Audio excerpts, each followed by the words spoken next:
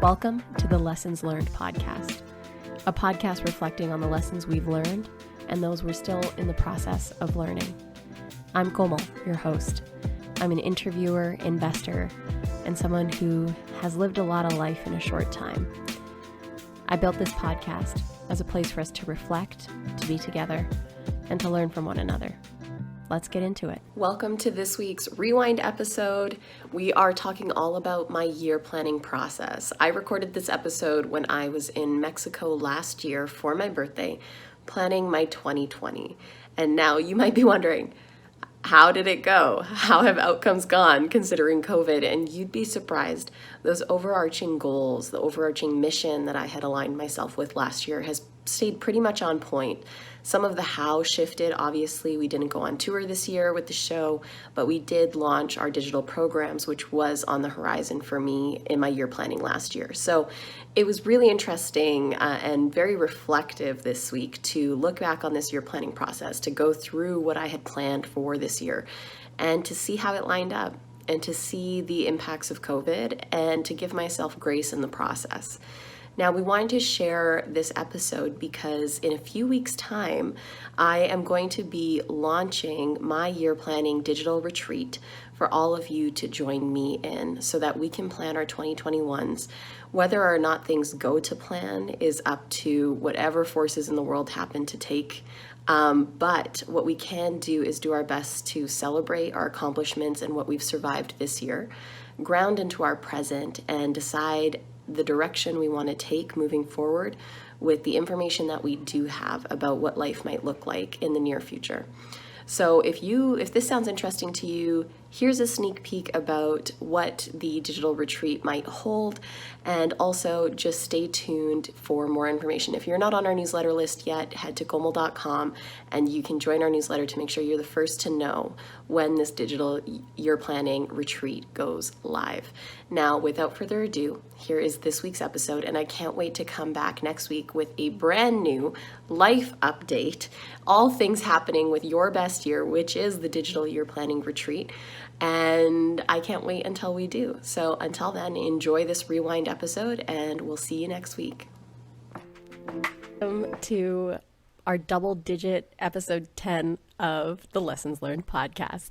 That means that we've been doing this for 9 weeks because we released 2 episodes on week 1. And that means that we are we're past 2 months into our 3rd month of this podcast. I am so excited about that fact. This is a long game for me. I was watching a YouTube video last night by this man. I really enjoy his content. His name's Matt Diavella, and he did a video about something called the 3-year rule. And it's something that has guided his career. In the last 2 years, he's gained over 2 million YouTube subscribers. He's a filmmaker, was a freelancer, and now he makes weekly YouTube videos about how to better your life.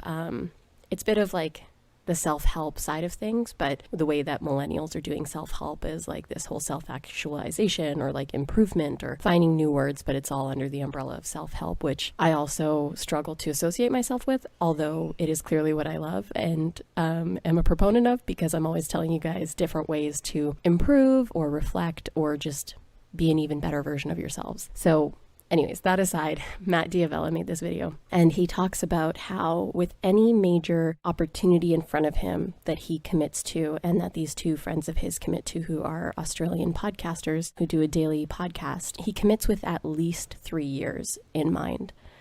So it's not about the short-term gains, it's about the long-term sustainable gains of that commitment that you're going to make. And the way that one of the Australian podcasters phrased it was very interesting to me and stuck with me. It was, before you choose your opportunity, you can just feel inundated and overwhelmed by everything in front of you. But when you choose to commit to one and focus and do deliberate action towards that one commitment for a long period of time, that's actually when you get closer to who you want to become and who you're destined to become. Without that commitment to any great thing in our lives, our families, our relationships, our careers, ourselves, without that long-term commitment, we don't end up being who we set out to become or want to become. And Mitch also said this quote to me because we are in Mexico, that you can maybe hear the ocean breeze in the background. I have the door open because while I recorded this, I still wanted to feel the ocean breeze. But a quote from Jim Carrey that he really loves is, I had to extricate myself from the pressure of becoming. And I think that we can get caught up as well in this whole self-help and self-improvement, betterment cycle. There's an inertia that we can hit where it can become not productive, and where we do need a break, and we need to just take a second and let our brains be free and wander and just kind of be for a while. Not becoming, not in the verb of it, but just in the stillness of it. This trip for me has been interesting because our last vacation to Mexico, we came in January, so about 11 months ago. We like to do one trip to Mexico every year. It's kind of our place where we can turn off. We are beach bums. We love being on the beach. We love playing beach volleyball. We love going to an all-inclusive just because you can turn your brain off fully. And we love Mexico, the hospitality, the culture, the weather, the beauty of this country. It's a really amazing place for us to come and unplug and rejuvenate. But I have been comparing the quality of my mind and how I perceived my last trip to Mexico over and over again with this trip. And I'm beating myself up about it. I feel like I can't fully turn my brain off. I feel like I don't want to turn my brain off. There's so many thoughts and things moving and plans to be made and things to build with Como Inc. and with the Lessons Learned podcast. And so when I think back to January to now, January we took that vacation after I was in recovery from my endometriosis surgery. It had been a massive year. We were about to launch CoreSpace later in January with our membership program. We had done the pre-sale in November, and it represented a very different time in my career and my life. And there's something really special about the holiday season, that last week of December, first week of January, where the whole world, or at least in Canada and North America, is turned off. And for me, what I'm realizing with this vacation, which we really desperately needed right now, Mitch has been working so hard all year with a massive conference he was a part of planning earlier this year. And now he's working on a new team in the international energy sector. And it's a very demanding role, and he's doing great work. But we both just felt like after the last few months, we needed a good break. So we don't regret having come now at all. But there's something to be said about learning and knowing ourselves. So in the future, I'll be even more diligent of booking my time off or my vacations away when I know other people are off as well, because my brain just can't stop if I know other people are moving or if other people in my team are on and things like that. So that's something that I'm working on. But that quote that Mitch shared from Jim Carrey of like extricating ourselves from the pressures of becoming, I think it's something for us to remember, that those pauses, those moments of grace that we can give ourselves, where we can let ourselves not feel full of shame, not feel full of pressure, give ourselves that little break that we need, is so important, both in the process of becoming, the pressure of everything that we want to be, do, and experience in the world, but then on the other side of that, in letting ourselves work when we want to work. So there was this really beautiful traditional Mexican ceremony that we did on the beach on our second day here. It was called the butterfly ceremony. And the woman who led the ceremony walked us through a couple different exercises, one of which was choosing a word or a concept that we wanted to pray for or pray towards and give energy towards with the elements of the earth. And for me, that was freedom. And when I thought about it further later on, I asked myself, what does freedom mean to me? And I realized that I have an inner critic, or my inner voice, that can be really loud sometimes. And I don't even realize it's happening. We all have this voice, you know? Who does it sound like for you? Well, for me, it's actually just me, but me being an asshole to myself. And so inner critic is out. And what I realized is I just wanted freedom to want what I want. So on this vacation, I want to work and get organized, and creating space and a schedule for me to do that while also having downtime to play volleyball, do karaoke, meet some new people, be on the beach. I can do all those things at once. And it took me the first couple days for me to internalize that and accept that and be okay with it. Even recording this podcast, I was like, should I do a hiatus week? But it's a commitment that I made to myself, going back to the Matt Diavella video in the beginning of like the long game. It's a short-term benefit for me to skip this week because I'm obviously on vacation, but it's actually, this is a form of me taking pressure off my mind, because when I talk to you guys, it helps me process what I'm also experiencing and going through.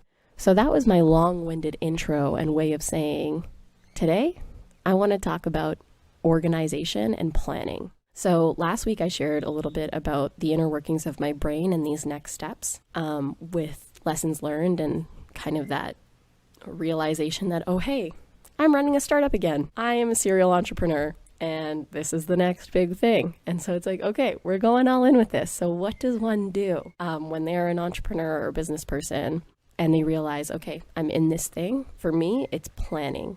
I feel insane if I don't have a plan, and not just like a plan in my brain, but a plan hashed out, written out, so that I am organized. I know what I'm doing this quarter. I know what I'm doing this month.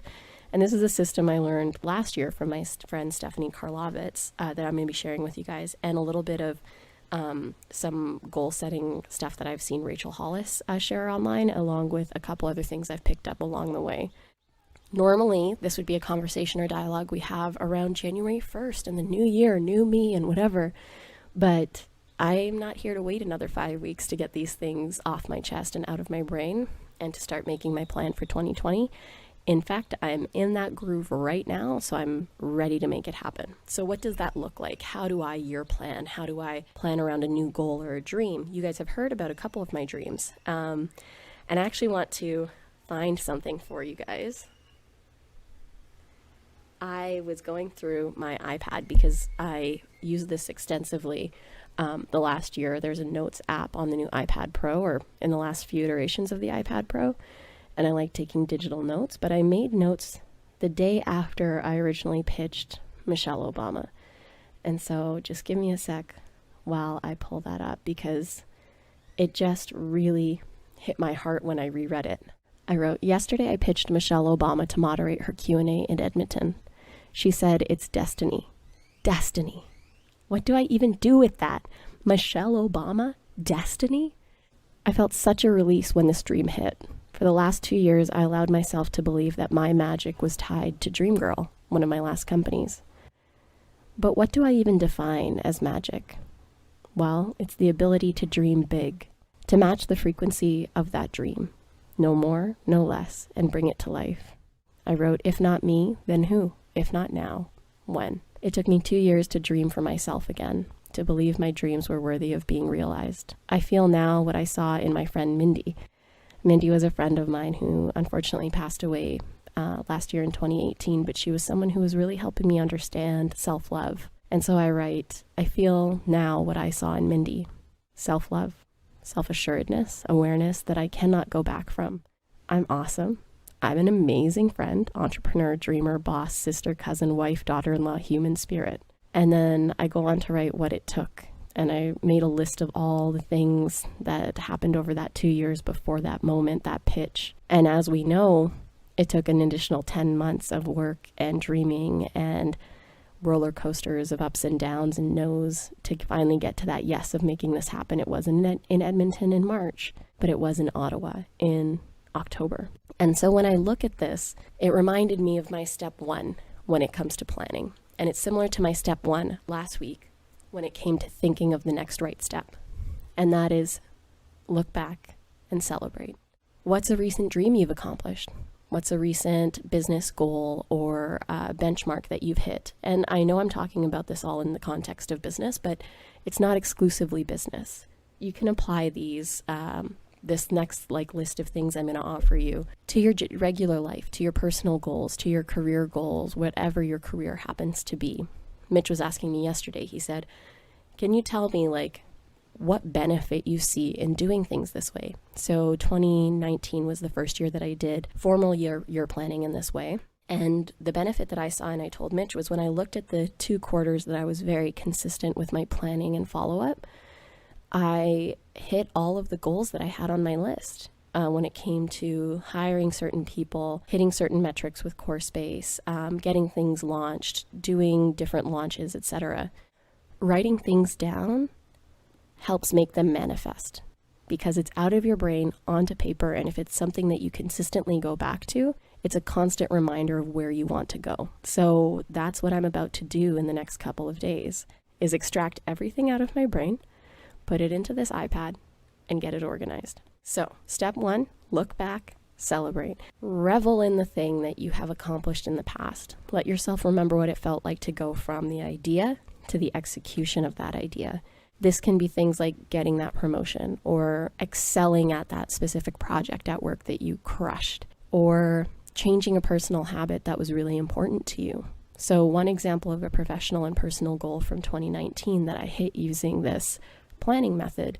Personally, I wanted to work out 5 to 7 times a week. I worked out almost every single day for 100 days in the last quarter of 2019.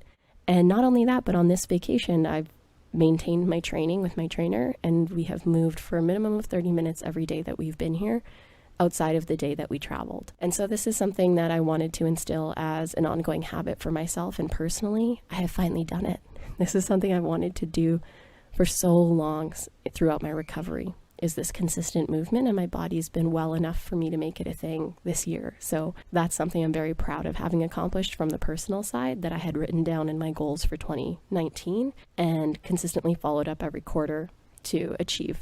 When it comes to professional, one I'll use from Q1 of 2019 was launching Core Space. With the help of Kylie and Rhaenyra, launched the brand, which was beautiful. We onboarded over a dozen writers from around North America. Kylie did that. And we launched our paywall and learned all the tech around how to do that and create this membership program and get it off the ground. And I did that with the help of our team in like 6 weeks at the top of the year. That was insane. So reflecting back, it's like, wow, like this works. And it's not magic. It's literally just planning and executing, being consistent.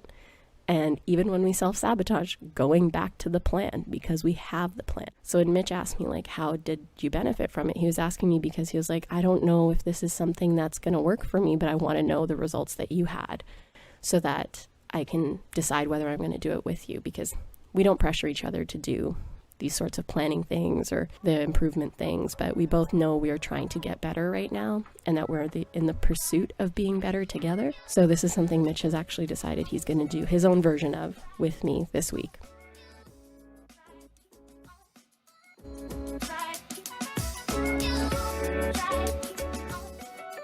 On this week's segment of Slide Into My DMs, I asked you guys, how do you get organized and how do you plan for what's upcoming for you? And this is what you had to say.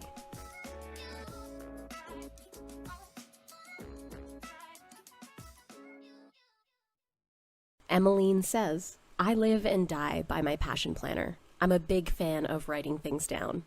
Same. I'd like to shout out my friend Kat Gaskin and the Content Planner as well here, and Carlin Purcell, and the Success Planner. Those are 3 planners you guys can check out: the Passion Planner, Content Planner, and Success Planner. Pinky took us down the route of getting organized. She says, basically, I do one massive round of organization.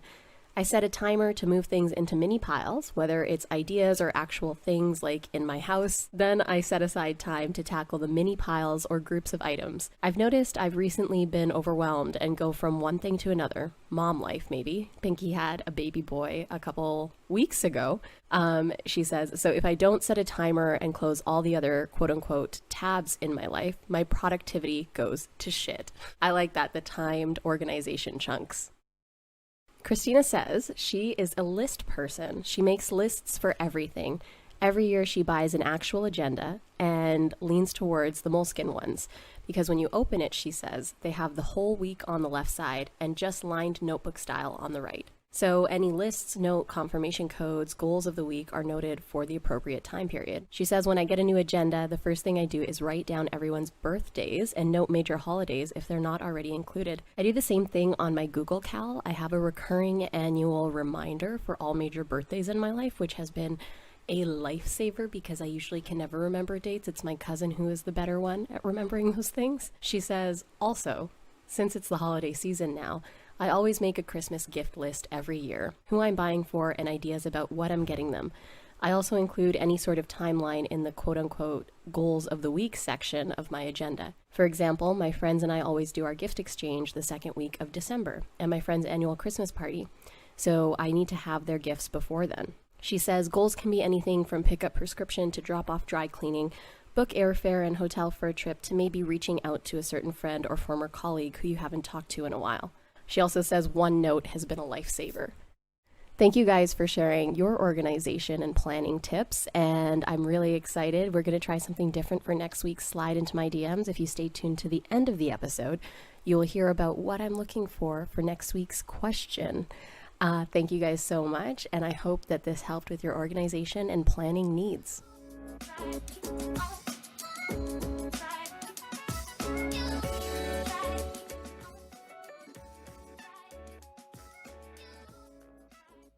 So, step 1, celebrate.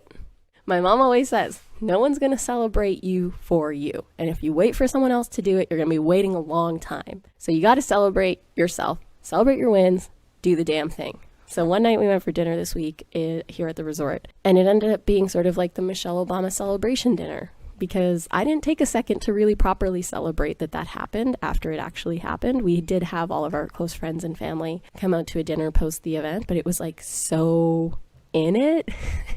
And the next day I went to New York for an opportunity to meet some really incredible businesswomen at a friend's baby shower. So I was on a flight the first thing the next day, and I was saying to Mitch, I wish I would have taken that day to just revel in what happened and to let the people around me share how much they loved it, the things that were amazing, to relive it all so that I could really soak it in. But we did it together this week. So we made space to celebrate even after the fact, especially because I realized I hadn't done it the way that best honored the achievement that I made. So we finally did it.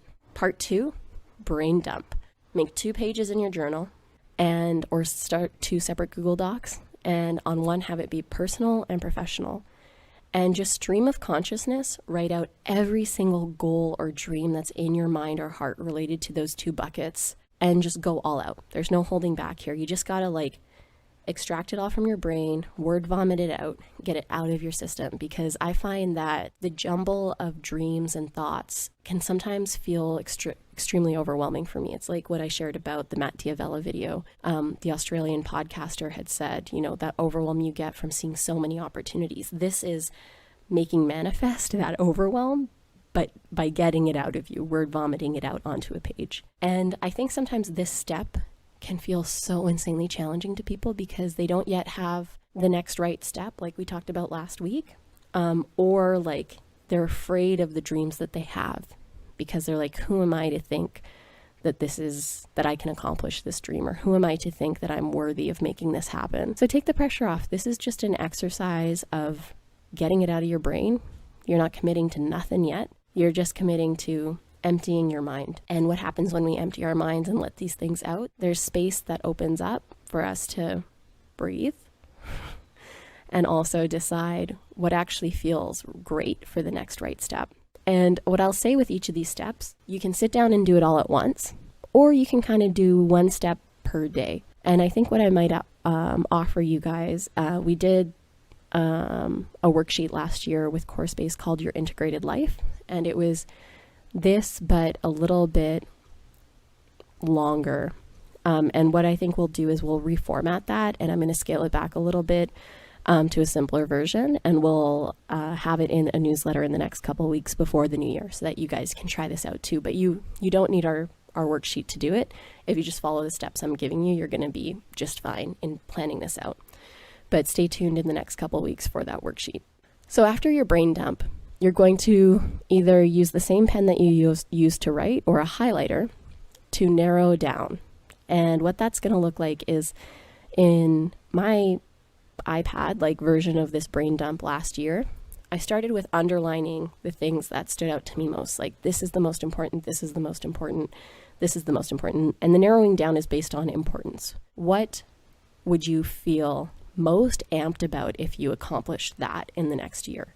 I guess that's the other thing. When you're looking at the brain dump, it's for the year. So you're brain dumping for all of 2020. What do you want to accomplish next year? And sometimes when you're brain dumping, you might give yourself that framework of, I want to do this all next year, or these are all the things I want to do. If leaving it open-ended is better for you, then do that. If applying it to a year is better for you, then do that. Either way, you're going to end up with things on your page that might actually take a decade to accomplish. But this is where the narrowing down can help you get more granular and specific with the intricacies of those goals. So as you're narrowing down, if you notice, this is actually a massive dream, but I can break it down into smaller dreams, go ahead and do that, and then circle or underline the ones that are most important to you as part of the overall brain dump. So what I usually do is I underline the most important, and then I look at the most importance again, and I bring out a highlighter, and then I highlight the even more important ones. And so our goal here is to narrow it down to our top 3 major goals, both in professional and personal sides of our lives, and to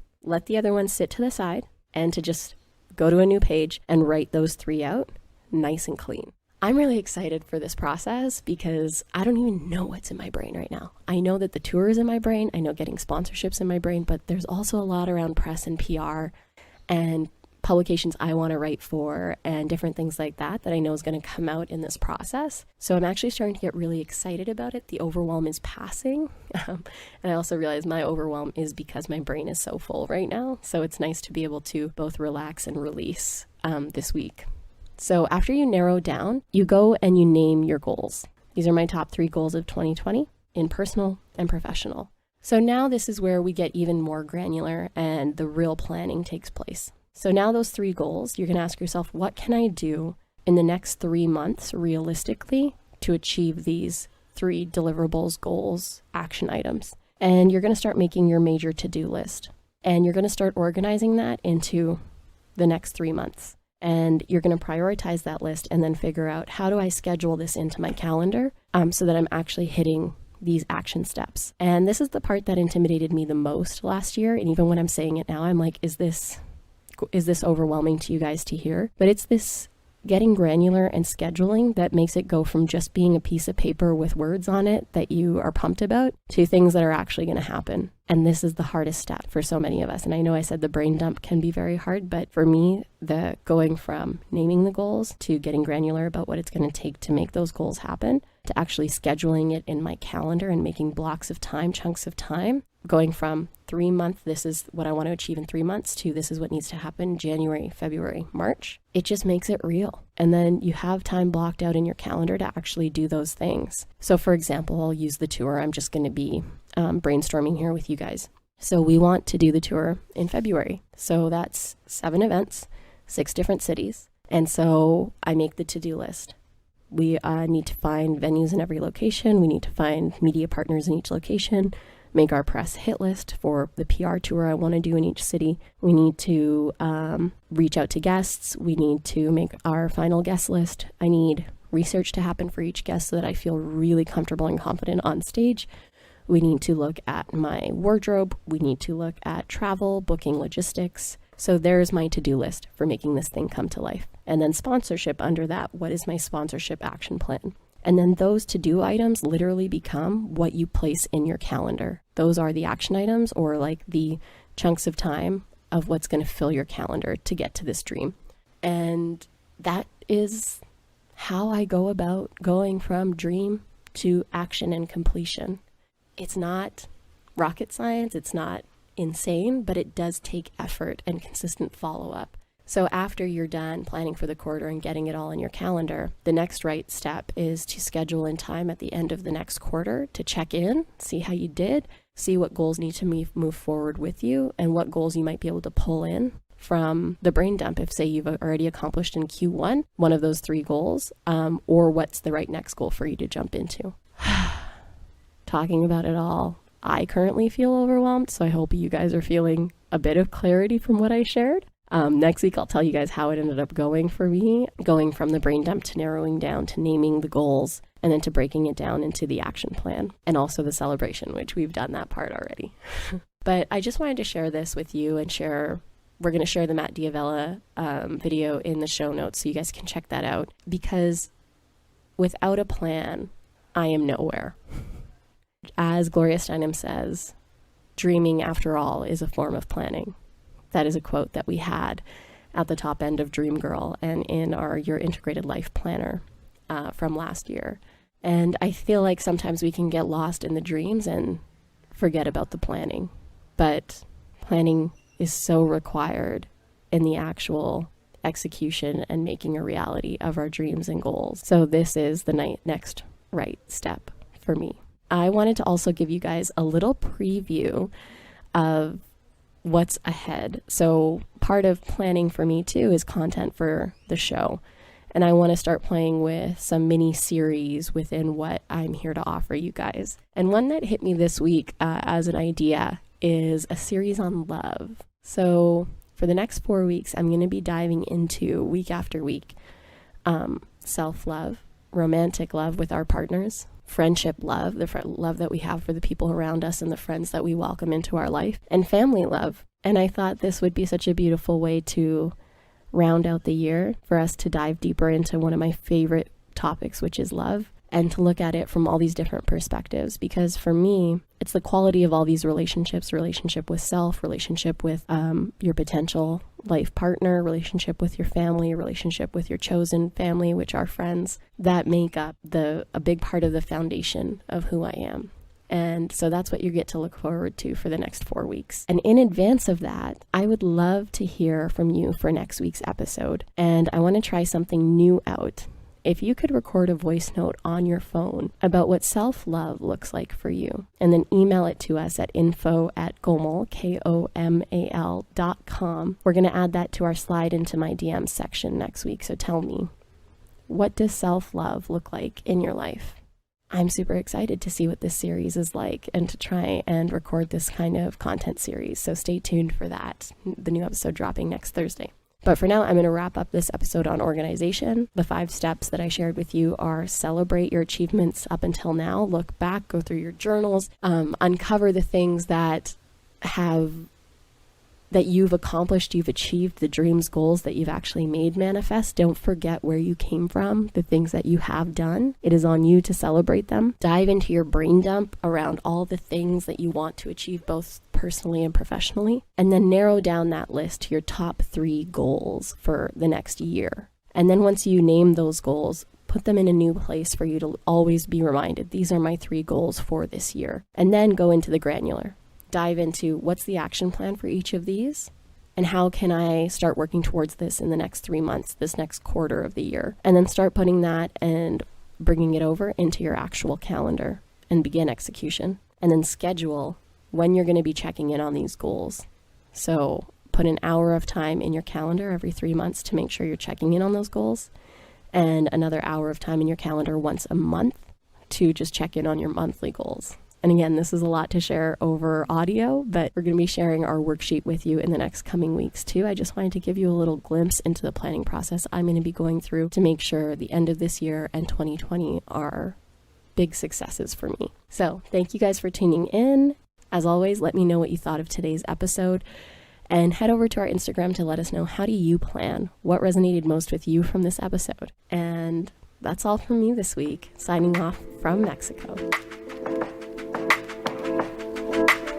Thank you so much for tuning in. If you loved this episode, please leave us a review on Apple Podcasts. And if you want to follow me, Komal, check me out on Instagram at KOMALMINHAS, or the show at Lessons Learned Podcast _. And if you have an idea of a lesson that we should dive into on the show, then slide into our DMs and submit there or on the website, along with any guests you think I should interview and talk all of the things with. As always, I hope that you make some time for you this week and reflect on the lessons you're learning or have learned, and take some time to celebrate all the incredible that is you. Until next time, guys. Bye!